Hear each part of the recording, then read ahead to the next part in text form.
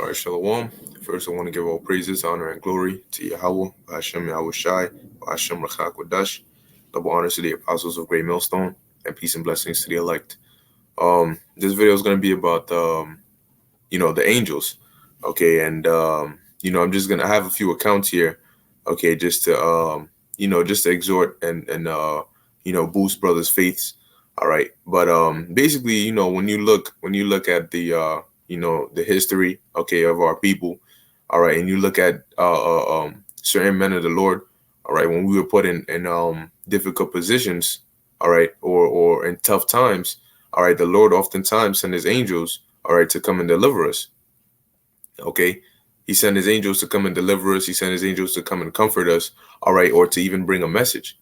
Okay, and the times we're coming into, hey, the Lord is going to send His angels, all right, to deliver us in certain situations, all right, as He did before. Okay, now the angels, sometimes they come incognito. The scriptures talk about entertaining angels unawares. All right, so sometimes you might be talking to an angel, all right, or dealing with an angel, all right.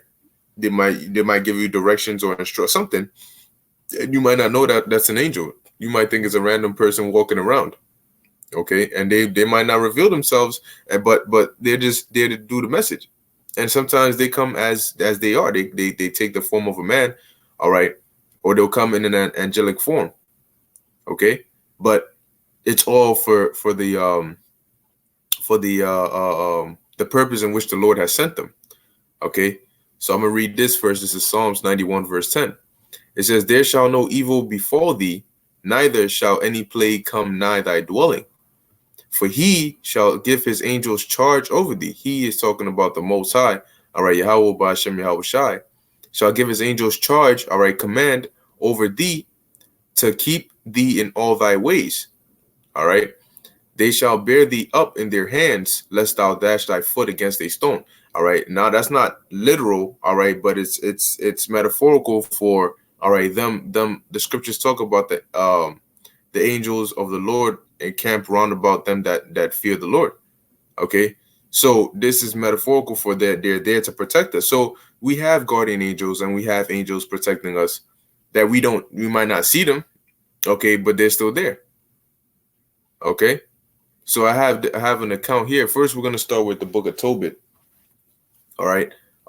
Just going into the angels unawares because, hey, the Lord sent the angel Raphael, all right, to come, all right, to come down, all right, to answer two prayers, man.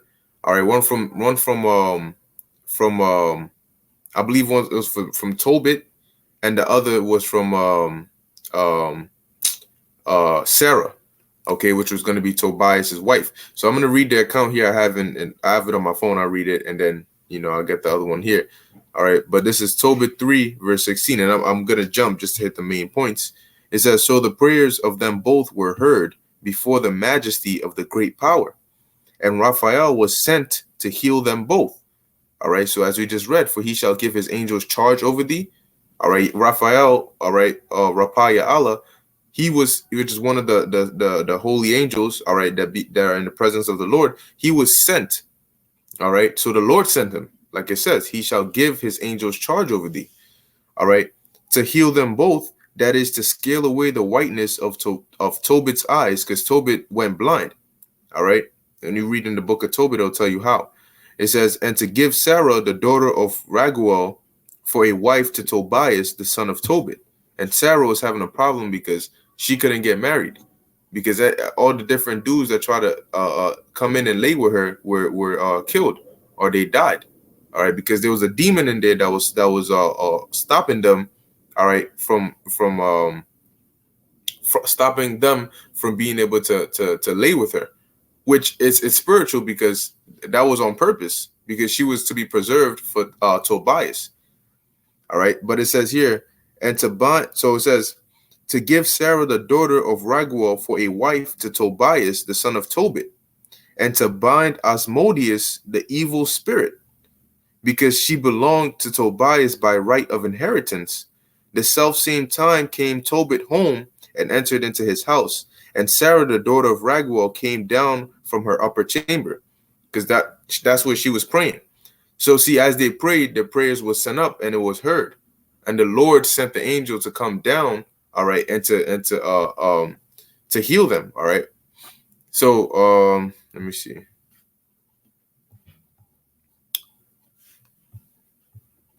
So like I'll just pull it up on here. It's easier to get it on my phone. So this is Tobit chapter 4, verse actually.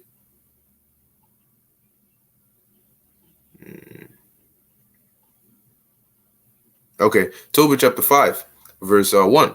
Tobias then answered and said, Father, I will do all things which thou hast commanded me, but how can I receive the money, seeing I know him not? Because Tobit instructed Tobias his son to go receive money that he had left with Gabriel. I think that's his name. Anyway, he had left money with somebody in a different city, and he was sending his son to go get it, so they can have money.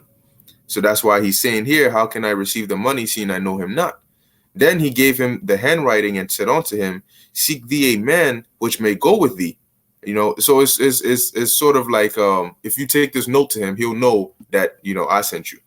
All right. So it says, seek thee a man that may go with thee whilst I yet live, and I will give him wages and go and receive the money. So he was sending Tobias to go find somebody that can escort him. All right.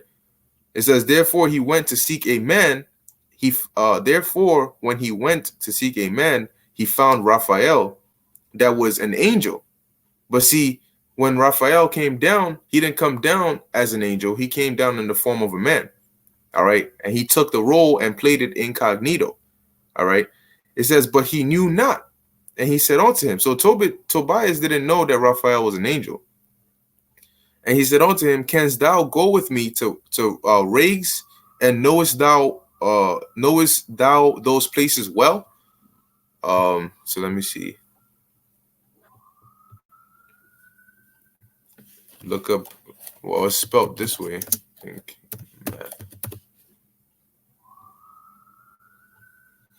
All right.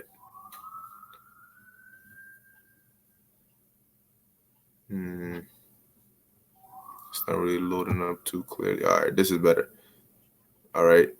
So here you can see Rages is right here. All right, and that's where Tobias was asking Raphael if he can escort him there. All right, so it says, canst thou go with me to Rages? Now I think they were in Nineveh. All right, if I'm not mistaken, they were in Nineveh. All right, but it'll tell you when you read the book. Nonetheless, it says, and knowest thou those places well? To whom the angel said, I will go with thee, and I know the way well, for I have lodged there with our brother Gabriel. All right.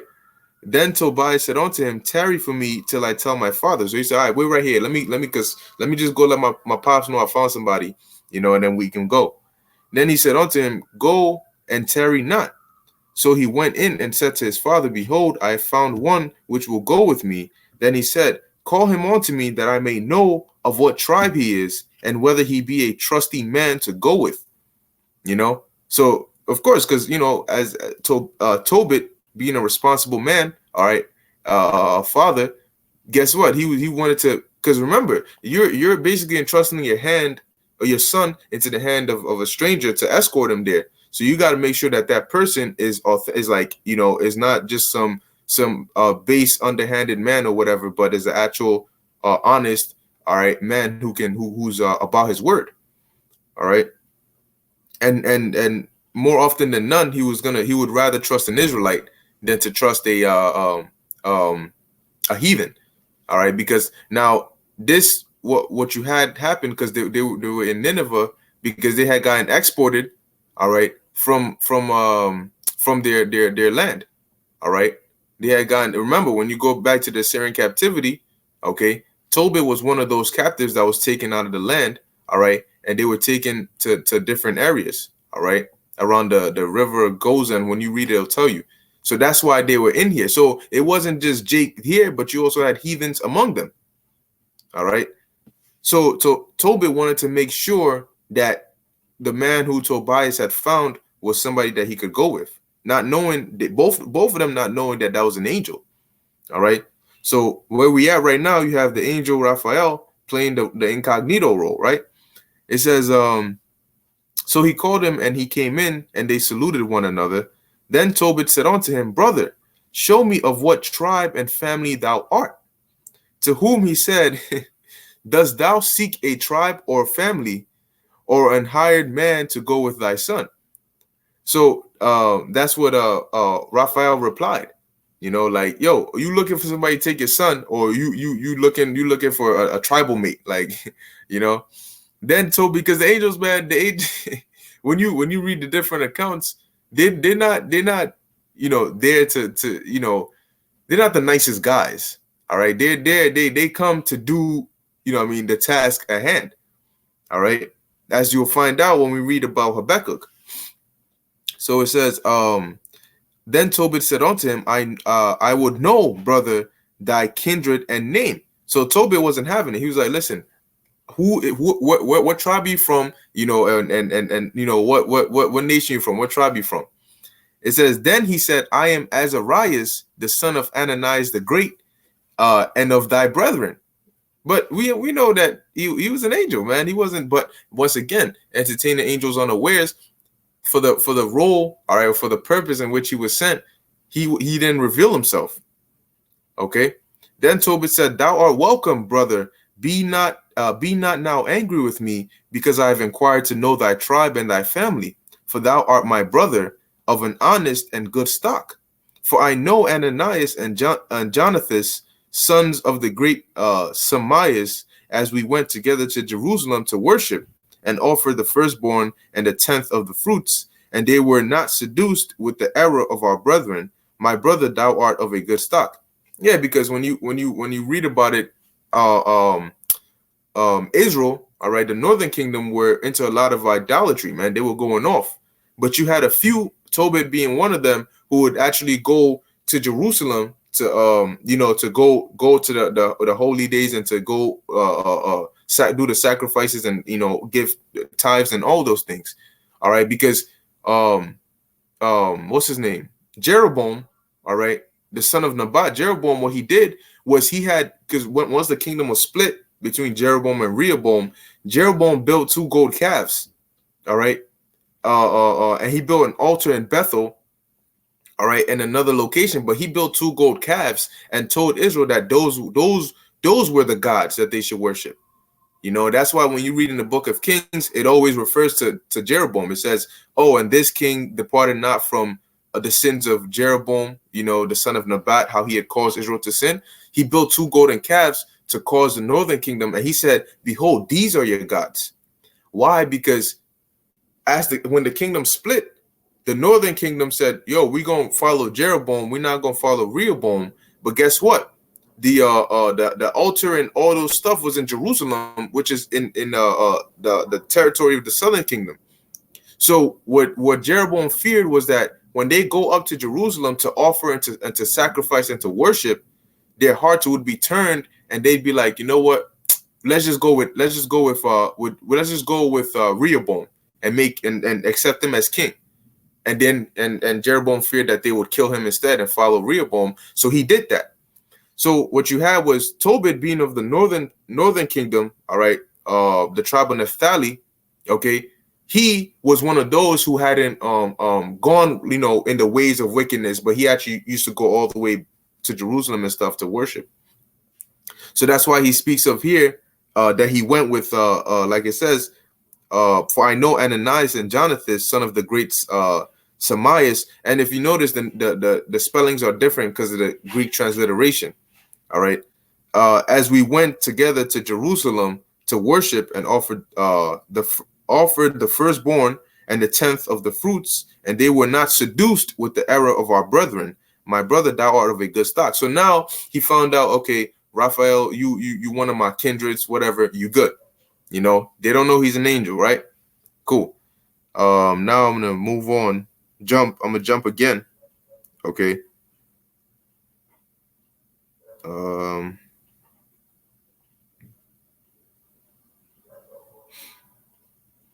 Salaki, I'm just trying to find it right here real quick.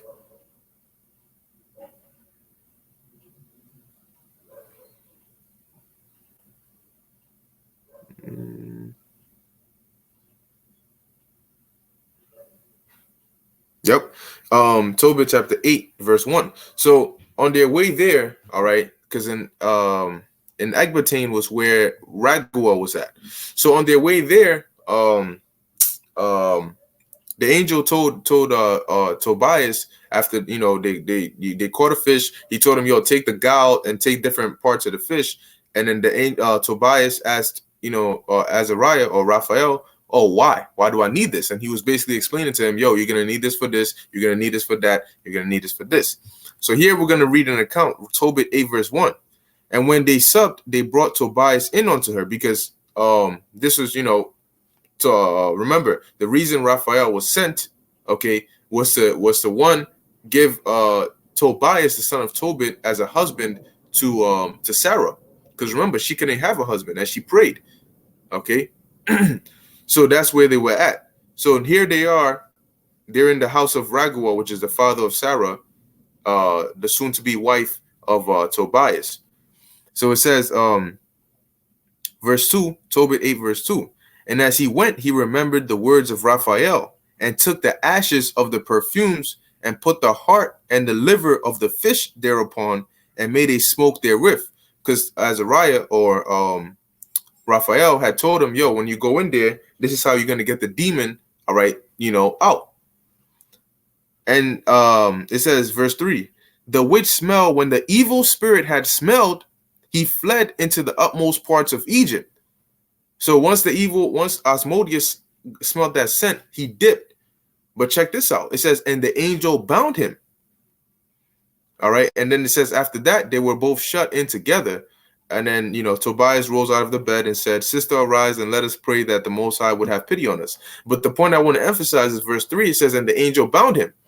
Okay. So when people weren't, really, you could say eyes weren't really on him. Okay. As damn, that's deep too, because as Asmodeus was fleeing all the way into Egypt, Raphael bound his ass, so he might have went back into his angelic form, whatever, caught his ass on the way and be like, "Nah, listen, your ass ain't coming back here," whatever the case may be.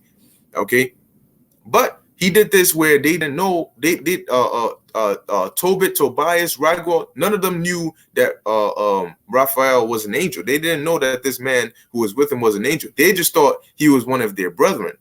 Okay. Nonetheless, he was there, okay, sent by the Lord to come and deliver them from whatever particular situation they were in. Okay. And sometimes that'll happen to you in life where somebody, you may know them, you might not know them. They'll come and for some weird reason, they'll do something that'll help you out in a situation where you really need help. You never know. Sometimes they might be an angel. Okay. And when you read on, I believe it's chapter, this will be the last piece I get in Tobit, but yep, chapter 12 verse 15. Here he reveals his identity, that he is an angel to them.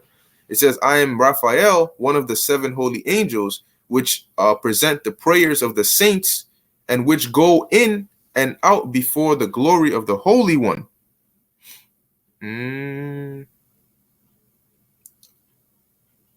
Actually, Salaki, I'll jump to verse 11. Tobit 12 verse 11. "Surely I will keep close nothing from you, for I said it was good to keep close the secret of a king, but that it was honorable to reveal the works of God. Now, therefore, when thou didst pray, and Sarah thy daughter-in-law," because at this point, Raphael had taken Tobit and Tobias to the side, and he was, because he was about to dip, his job was done. So he was revealing unto them. It says, "Now, therefore, when thou didst pray, and Sarah thy daughter-in-law, I did remember, or I did bring the remembrance of your prayers before the Holy One." Okay. "And when thou didst bury the dead, I was with thee likewise." But Tobit didn't see Raphael with him. But once again, the angels are always there. So it says what? "I did bring the remembrance of your prayers before the Holy One." Okay. And when thou didst not delay to rise up and leave thy dinner to go and cover the dead, thy good deed was hid from me. Salakia, thy good deed was not hid from me, but I was with thee. So Raphael was there. See, so when whatever you're doing in your personal life, okay, you might do a good act, you might be doing the works, you might sacrifice for a brother, or you might do whatever the case may be, where nobody's there. Guess what? The angels are looking, man. Okay, the chariots are always there, the angels are always watching, and they're reporting back to the Most High. Okay, so just like the angel Raphael said, he brought that into remembrance. He brought the prayer into remembrance before the Holy One. All right.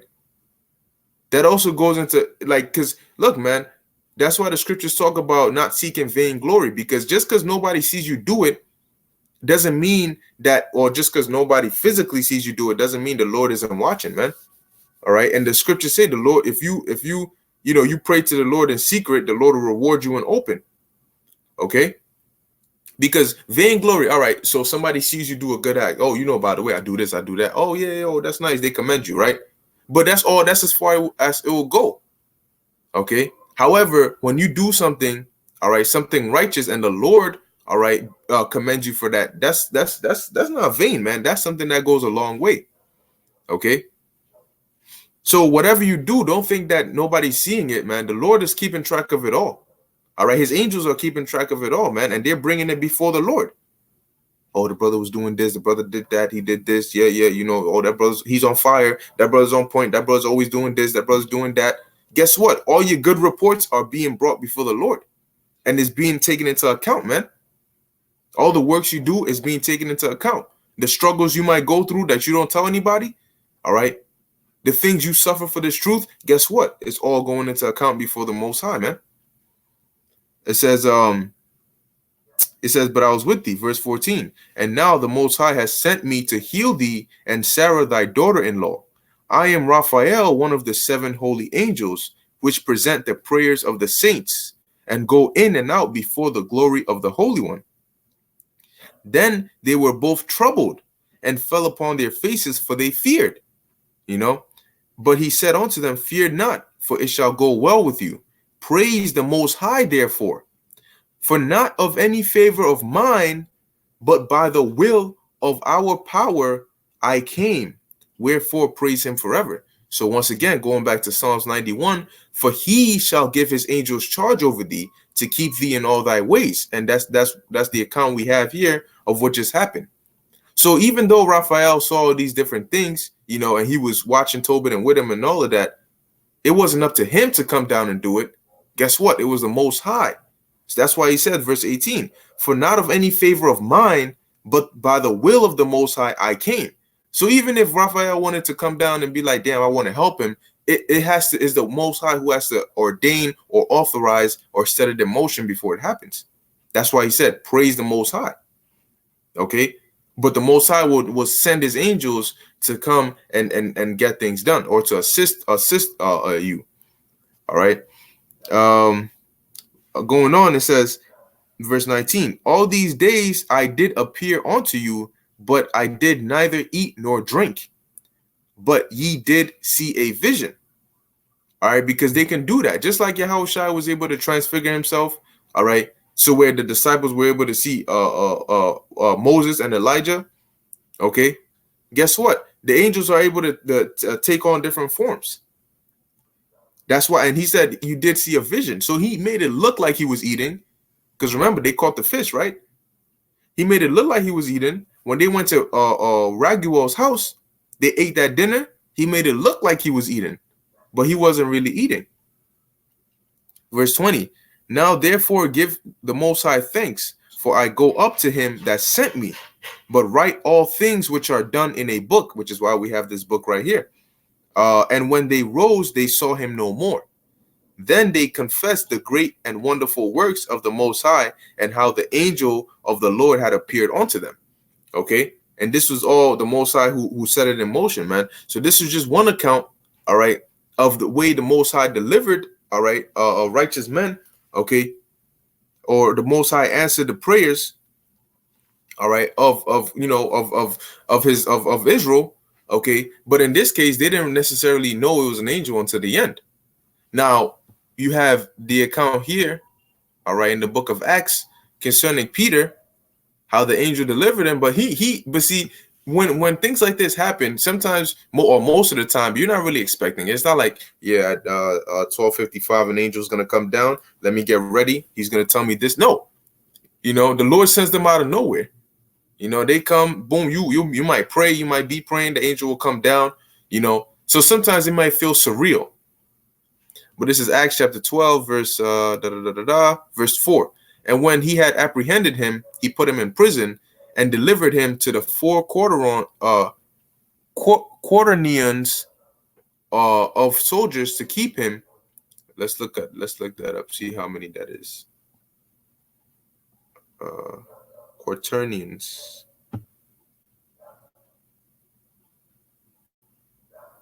It says here. Oh, okay. It just says a quaternion. I could look that up here.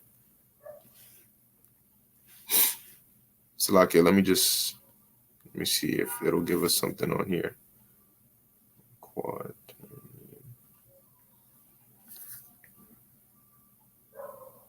Okay, it says here a set of four people or things. All right. So anyway, we know that they were soldiers. Peter was cast in prison. So it says,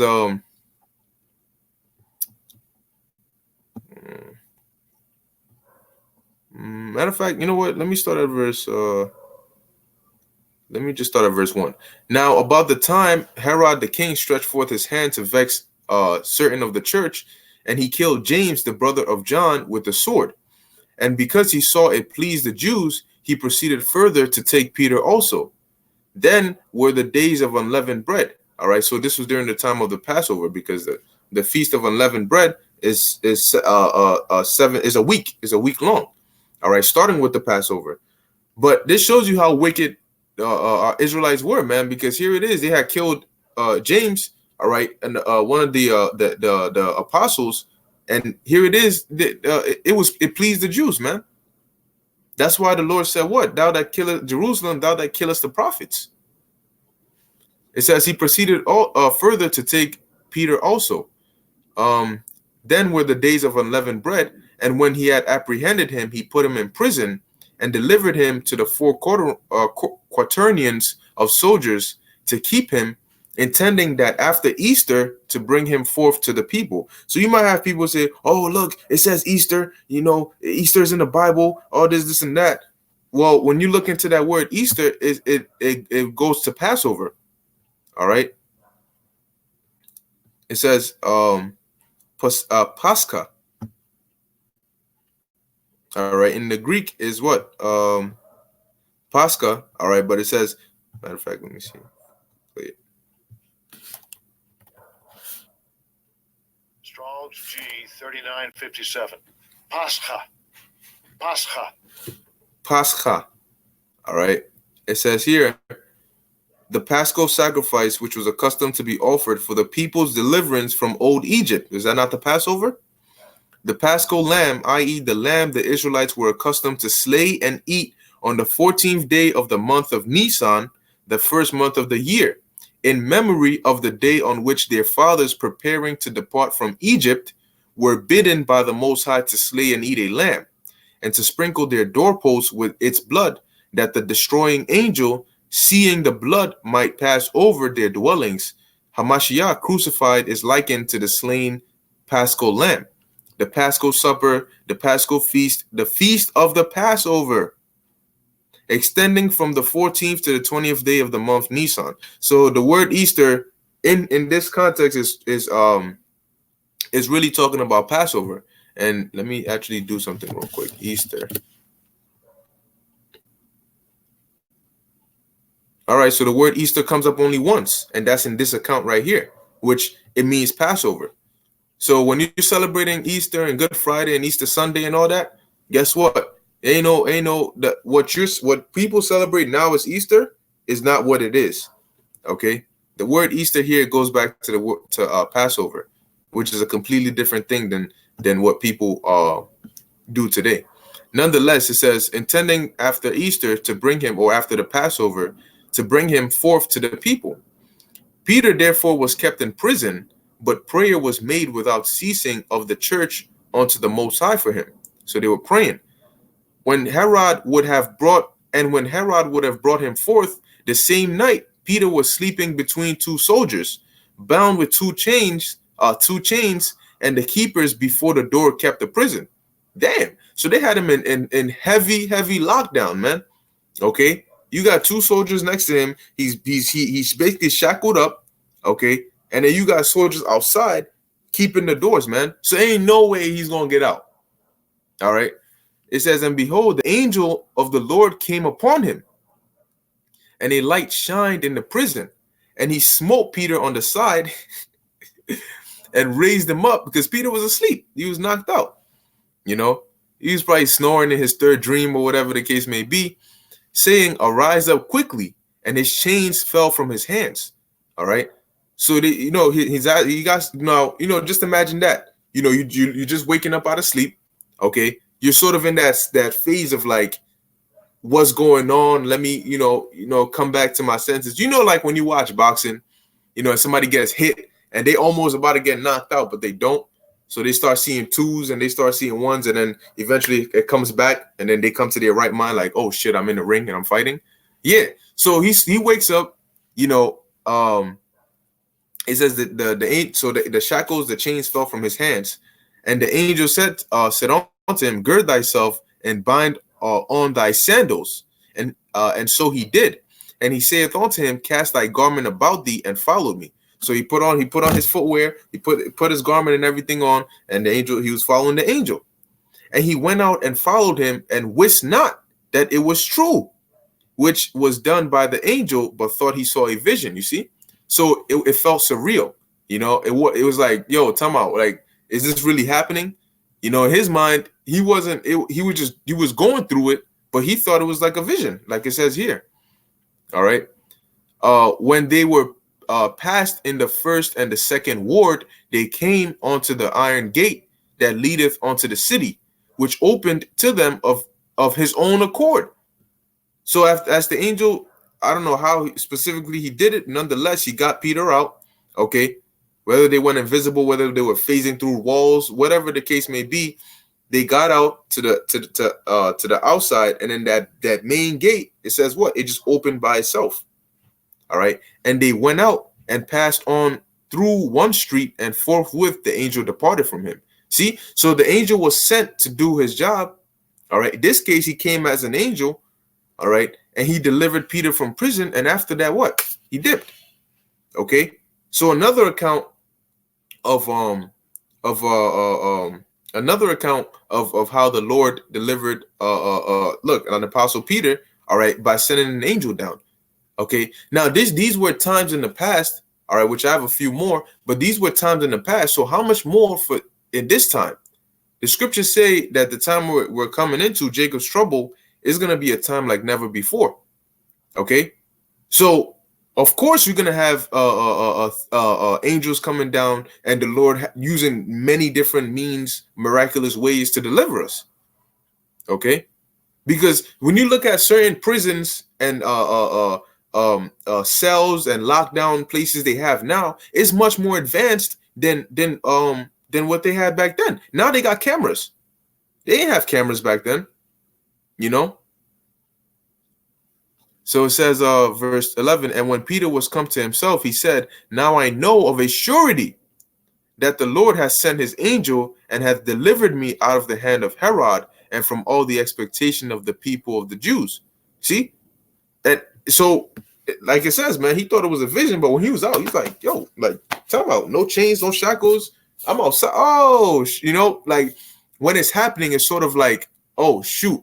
But after it happens, you process it like, yo, did that really just happen? Like, well, I'm clearly not in the prison right now, so it did just happen, So Peter, like it says, of a surety, he knew that the Lord had sent his angel to deliver him, all right, out of the hands of Herod and from all the expectation of the people of the Jews. They're wicked asses, man. But then you got the same demons come back in this time talking about, Apostle Peter, oh my gosh, he was such a great man. And the scriptures say those same wicked people will read about their forefathers, which was really them back then in the reincarnation, all right, or in the incarnation back then, who killed the prophets, and they're gonna say, oh, if we were in the time of our fathers, we wouldn't have partaken in the killing of the prophets. But them same damn demons were the ones who were chanting and being excited when James was killed, all right, and then they were expecting for Peter to be killed. But they back here again, 2019. Okay, they'll read a scripture like this and be like, yo, that's crazy, yo. But guess what? They doing that to us. All right. So that's basically it on that part. Moving on. All right. This is Bel and the Dragon. All right. Well, it's only one chapter. Verse 30. All right. So it says, now when the king saw that they pressed him sore, being constrained, he delivered Daniel unto them, who cast him into the lion's den, where he was 6 days.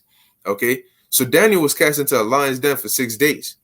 All right, and in the den there were 7 lions, and they had given them every day 2 carcasses and 2 sheep, which then were not given to them, to the intent that they might devour Daniel. Now, you know what? Let me actually let's look at something real quick. All right, because when you read the scriptures, you have to really visualize it. You know, like, you got to really think about it. You think sharply about it. You got to get the image in your mind. So it's not just words you're reading, but actually try to picture it in your mind. Okay, or maybe you know what? It might buffer too long. So let's look up ferocious lions. All right. You look at a creature like this, right? You're looking at a wild animal. All right. You see this lion? You see how big these lions are? They're heavy too. You know, so if you got a lion, let's say you're getting chased by a lion and it grabs onto you, it's bringing you down. It's sinking its claws inside your skin, all right? Because look, man, your skin is weak. It only takes a few pounds of pressure to break somebody's neck. So you got this big ass animal. You look at them teeth, man. All right, look at them sharp ass teeth, man. Look at that. It grabs your ass. It sinks its teeth in there. It's sinking its teeth deep. Your ass is dead. It might grab you right here. It might suffocate you, and then it might devour your ass. Look. Yeah, but you got Edomites want to play around like this, right? Nonetheless, you got these wild animals. We understand lions are wild animals, but you have 7 of these. Okay? As we're reading of in Bel and the Dragon, you have 7 of these wild lions, which their daily portion of food they were given, it says they didn't give that to them. They withheld that food for them to make them hungrier. So when they throw Daniel in there, they were expecting that them lions, without not even 2 seconds later, they're ripping them to pieces, you know. They don't usually eat the bones, but they just might this time, you know, because, even human beings, you deprive a person of food for a certain period of time, they're looking at somebody else like a piece of meat. Like, they're trying to put them in between 2 buns and eat them. All right. That's cannibalism. So how much more for a wild animal? All right. So this was the condition in which Daniel was in. All right. Now, as this was going on, all right, it says here, now there was in Jewry a prophet called Habakkuk, who had made pottage and had broken bread in a bowl and was going into the field to bring it to the reapers. Okay, so he's doing his own thing. Okay, he's made the food, he's taking it to them. Boom, the Lord sends an angel down, because you best believe Daniel prayed. Okay, but the angel of the Lord said unto Habakkuk, go, carry the dinner that thou hast into Babylon unto Daniel, who is in the lion's den. Okay. Now, really put yourself in Habakkuk's shoes for a second. Your whole mindset is, I just made this food. I'm taking it to the field to give it to the reapers. Out of nowhere, you have an angel appears to you and says, the food you got, you ain't going to no reapers. You're going to take that to Daniel in Babylon. All right. Who's in the lion's den? Boy, what lion's den? I don't even know where this man is at. So Habakkuk said, Lord, I never saw Babylon, neither do I know where the den is. You that's like, You know what I'm saying? You I don't know, you preparing food in your kitchen, all right? And then the angel comes up to you, tells you, yo, take this food you've made, take it to Mampong in Africa. You know, there's a lion's den over there, and take it over there. You like what? You know, like I don't know where that's at. But see, so this is what happened. It said, verse 36. Then the angel of the Lord took him by the crown and bare him by the hair of his head, and through the vehemency of his spirit set him in Babylon over the den. Okay, see, because the angel's instructions were to get the food to Daniel. So he came there and he's telling Habakkuk, the food is, listen, man, the purpose of this food you've made, all right, though in your head you thought you were taking it to the reapers, the Lord has other plans, and this food is to go to Daniel. So this is what happened. He takes him over there, and Habakkuk cried, saying, "Oh, Daniel, Daniel, take the dinner, take the dinner which the Most High has sent thee." Okay, and Daniel said, "Thou hast remembered me, O Most High, or O Power. Neither hast thou forsaken them that seek thee and love thee." See, so all in all, Daniel wasn't forsaken, man. The Lord sent an angel. Another account, the Lord sent an angel, all right, to come deliver him. So we read about how the Lord sent an angel, all right, to Tobias and to Tobit and to Sarah, okay, in that accord where they didn't know he was an angel until the end when he revealed it. All right, the Lord sent an angel to deliver Peter from jail. The Lord sent an angel, which when you read in Kings, it tells you how the angels brought Elijah food, okay. But in this account, the Lord sent an angel to bring another brother who was making food to another brother who needed it. All right. These are different ways and different accounts, all right, of how the Lord delivered certain men. So is it really that far-fetched for the Lord to do something like this, or even greater in the times we're in? Okay. That you have. So really going into the hour of temptation and the destruction to come, you shouldn't have anything to fear. Okay, because as we read, the scripture says what? The Lord will give his angels charge over thee. All right. If you're of the elect, the Lord got you regardless, man. That's why he said, I will keep thee in the hour of temptation, man. Give his angels charge over thee to keep thee in all thy ways. It says, verse 39. So Daniel arose and did eat, and the angel of the Lord set Habakkuk in his own place again immediately. And upon the seventh day, the king went to bewail Daniel. And when he came to the den, he looked in, and behold, Daniel was sitting. Then cried the king with a loud voice, saying, Great art Lord God of Daniel, and there is none other beside thee. So you had even a heathen acknowledge the power, all right, of Yahweh Ba'ashem Yahushai. And he drew him out and cast those that were the cause of his destruction into the den, and they were devoured in a moment before his face. So the Lord shut up the mouths of the lions to where they were at peace with Daniel. The scriptures say, the wild beast shall be at peace with us. Okay, so he shut up the mouths of the lions, so they were at peace with Daniel. I mean, look, the Most High could make open the mouth of an ass. All right, when you read in the book in Numbers, he opened the mouth of an ass to speak. So is it really a difficult thing for him to cause these lions not to devour Daniel?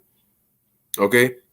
So the lions were at peace with Daniel, but being that Daniel was in there for 6 days, the Lord also brought food to feed Daniel. All right. And showing you how hungry those lions were, it says what? Once they threw them other people in there, in a moment, they devoured them. All right. These wild beasts, yeah, you probably had one of them grab somebody's ankles, grab their neck, rip them in half. Yeah, they were not trying to hear it, man. All right. Moving on. Let me see. Let me check the comment board real quick. Shalom to those, I came on the comment board. Adrena Pina. I have a question. Why does Paleo alphabet look the same as Phoenician alphabet? All right, let me finish this and I got you. This is going on. Second Maccabees chapter 10, verse 29. This is during the time of Judas Maccabees. So verse 29, it says, But when the battle waxed strong, there appeared unto the enemies from heaven 5 comely men upon horses. These were angels, with bridles of gold, and 2 of them led the Jews. Then took Maccabeus betwixt them, meaning between them, and covered him on every side.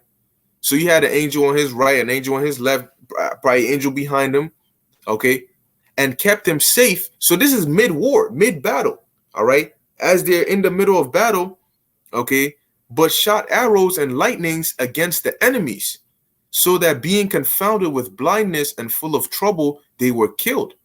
And there were slain of footmen 20,500 and 600 horsemen. Okay, so imagine that, man. Mid-battle, the Lord sent angels there, like, yo, don't worry about this, man. I got you. We gonna take this over, man. And we're the only people which the Lord did something like that for, man. And the Lord does things like that for, man, because we are his chosen people. You got people that say, oh, Most High came for everybody and God loves everybody. Why is it that he only all the accounts I've read, they were Israelites. Daniel was an Israelite, Tobit was an Israelite, Tobias was an Israelite, Sarah was an Israelite, Peter was an Israelite, Judas Maccabees was an Israelite. Okay, they were all Israelites, man. This was the nation of Israel. Okay, this account is our history. The Lord sent the angels to deliver us. Nonetheless, going on, it says, yeah. So in the mid battle, you got angels. Really imagine that. You know, like picture that. You got angels coming down, okay, shooting lightning bolts, okay. Boy, man, them enemies, they had their work cut out for them. Okay. Moving on, this is Second Maccabees, chapter 2. What's this, chapter 3? I'll come down to it. Yeah, chapter 3, verse, I think I was like verse 20. Verse 23. It says, nevertheless, Heliodorus executed that which was decreed. Now, like I said, I'm just reading the point. If you want more context, just read the chapter, read the book, you know, of verse 24. Now, as he was there present himself with his guard about the treasury, all right, because he had come to, let me see. He basically came to Israel for, you could say, to collect tribute, all right, or to come get money, all right, for the king. It says, now, as he was there present himself with his guard about the treasury, the Lord of spirits and the prince of all power caused a great apparition, so that all that presumed to come in with him were astonished at the power of God and fainted and were sore afraid. Okay. And there appeared unto them an horse with a terrible rider upon him, and adorned with a very fair covering, and he ran fiercely and smote at Heliodorus with his forefeet, and it seemed that he that sat upon the horse had a complete harness of gold. All right. So the Lord sent an angel down, okay, once again, to deliver them. And this time, them angels got down, man. All right, Heliodorus, he got an ass whooping, man. He got his ass beat, man. All right. Verse 26. Moreover, the 2 other young men appeared before him, notable in strength. So he had the first angel who came on the horse, and he had 2 other ones that appeared next to him. It says notable in strength. So they weren't no frail, you know, bench press 1 plate type. No. We talking about some next level type, you know, strength, man. Some spiritual strength. All right. It says excellent in beauty and comely in apparel. So they came decked out. They look good. They look, man. They just, you look at them, you can tell, yeah, they're not from this world. All right. Who stood by him on every side. You know, so you know, like today, you'll have when a gang tries to jump you or whatever, you know, they'll surround you. You know, one will be on your right or your left behind you, whatever the case may be, to where you got no exits. Well, guess what? You had these 2 angels. You had one on his right, one on his left. All right. It says, and they scourged him continually and gave him many sore stripes. Let's look at the word scourge.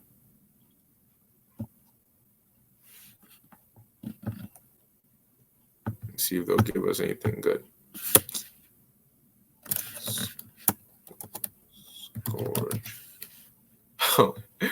Oh wow. It says to whip used Salaki, a whip used as an instrument of punishment, a person or thing that causes great trouble or suffering. Whip someone as punishment, cause suffering, cause great suffering to, afflict, plague, torment, torture, to whip, to beat, to horsewhip, to lash. All right, affliction. So Heliodorus, yo, my man was going through it, man. You know, he was really going through it. It says, they scourged him continually, so they were beating his ass for a good minute, man. It wasn't like, oh, there's a little slap and a little tap. Nah, they were whooping his ass, man, and gave him many sore stripes. All right. Then Heliodorus fell suddenly to the ground and was compassed with great darkness. But they that were with him took him up and put him into a litter. So this man, he couldn't even move. All right. This was a divine ass whooping, man. They beat his ass so bad he fell down, like it says, and was compassed with great darkness, man. Okay. So his life source was very, very little at that point. Basically on the verge of giving up the ghost. It says, thus him that lately came with a great train and with all his guard into the said treasury, they carried out being unable to help himself with his weapons, and manifestly they acknowledged the power of the Most High. So he came in there with all his troops, his army and all of that, his weapons, like, yeah, we about to take this shit over. And he didn't leave with that same energy. You know, they had to carry his ass out. Verse 29, for he by the hand of God was cast down and lay speechless without all hope of life. So he became a vegetable. All right. But they praised the Lord that he that had miraculously honored his own place. For the temple, which a little afore was full of fear and trouble, when the Almighty Lord appeared, was filled with joy and gladness, man. So, you know, we were all looking to the Lord for protection, man. You know, we were like, because we know that without the Most High, we have no hope. We're done. We're cooked. Our power is Yahweh Ba'Shem Yahweh Shai. And these heathens knew that too. They knew, okay, if they're not in good terms with with their power, that's when we can take them over. That's when the Lord gives them up to us. All right, delivers them into our hands. So that's why these nations would entice Israel to go off by idolatry or by sinning, because they knew that was how to get our guard down. Okay, when we were obeying Yahweh Ba'Shem Yahweh Shai, our guard was always up. All right. But once we start going into these other philosophies and start going off, that's when that separation occurs. The Lord gets upset, and then we're not in league with our power anymore. That's when our guard is down. That's when they can strike. So the first tactic they'll use is to get your guard down. All right. If he knows that his punch can't break your guard, then he has to get your guard down first so he can get a clean shot. So what is his first thing? To deceive you, to cause you to go off. Then that's how you drop your guard, and then he can hit you. Even if his punch isn't the strongest punch, guess what? You're wide open, man. Okay, but our people knew that when we had Yahweh Ba'Shem Yahweh Shai on our side, there is nothing that was gonna stop us. Okay, so before the Lord had sent the angel, man, everybody was basically shook up, man. Like, yo, this guy's here. He has his troops. We're basically under subjection onto them. Okay, onto these Greeks. What now? Like, you know, he's really about to take all the shit. You know, but when the Lord delivered them, man, it was like, oh, all right. So what's up now? Like, yo, you know, for a second, you know, we thought we were cooked, but yo, you know, like, you see what's going on. So it brings joy and rejoicing. Just like if you were to be delivered from a situation where, you know, your life was in jeopardy and you didn't know what to do, of course you'd be filled with joy. All right. Then straightway certain of Heliodorus' friends prayed Onias that he would call upon the Most High to grant him his life, who lay ready to give up the ghost. So Heliodorus was just gone. All right. He was done. It says, so the high priest, suspecting lest the king should misconceive that some treachery had been done to Heliodorus by the Jews, offered a sacrifice for the health of the man. So he used wisdom. He said, well, if we allow this man to die, the king might just bring some more troops to come and really do much more damage, because he sent Heliodorus and Heliodorus didn't return. All right. I'm gonna jump down. All right, verse 35. So Heliodorus, after he had offered sacrifice unto the Lord and made great vows unto him that saved his life, and saluted Onias, returned with his host to the king. Then testified he to all men the works of the great God, which he had seen with his eyes. And when the king Heliodorus, who might be a fit man to be sent yet once again to Jerusalem, he said, if thou hast any enemy or traitor, send him thither, and thou shalt receive him well scourged, if he escape with his life. For in that place, no doubt, there is an especial power of God. So even a heathen, all right, was made to understand, look, man, because he experienced it, man. So he spoke from experience. He was made to understand, look, those are not a people to play with, man. If you're gonna send somebody there, send somebody you hate, somebody a traitor, send them there, man. All right. And it says what? Thou shalt receive him well scourged if he escape with his life. For he that dwelleth in heaven hath his eye on that place, and defendeth it, and he beateth and destroyeth them that come to hurt it. And the things concerning Heliodorus and the keeping of the treasury fell out on this sword. All right. So I'm going to end it here. This was really the last precept I had. Okay. But just showing you, man, and in this day and age, man, the Lord is doing the same thing, or is going to do the same thing for his elect. Okay. The house of David, man. So we don't have to fear, man. The Most High, all right, Yahweh, Bahashem, Yahweh Shai, Bahashem Rachak Kodash, all right, through the spirit and power of Yahweh, Yahweh Shai, we're going to be good. All right, we're going to be protected. We're going to be provided for so long as we do what we have to do. Okay, so this Lord willing was an exhortation, all right, to boost brothers' spirits and strengthen brothers' faith for the times we're coming in, man. All right, remember these different accounts, man. That's why the scriptures say what was written aforetime was written for our learning. Remember these different accounts, keep them in mind, and call them to remembrance. All right, because it'll keep you going, man. If the Lord did it before, he can do it again. All right, especially now when we need him most. Okay, so Lord willing, this was edifying us, the elect. What's it called? Adrian Pina. What I'll do is, Lord willing, I'll do a video, all right, concerning the question that you had asked over here. All right, so don't think that I forgot about it, whatever the case may be. All right, but this video is run pretty long, so Lord willing, this was edifying unto the elect. All right, I want to give all praises, honor, and glory to Yahweh, by Hashem Yahweh Shai. Until next time, Shalom.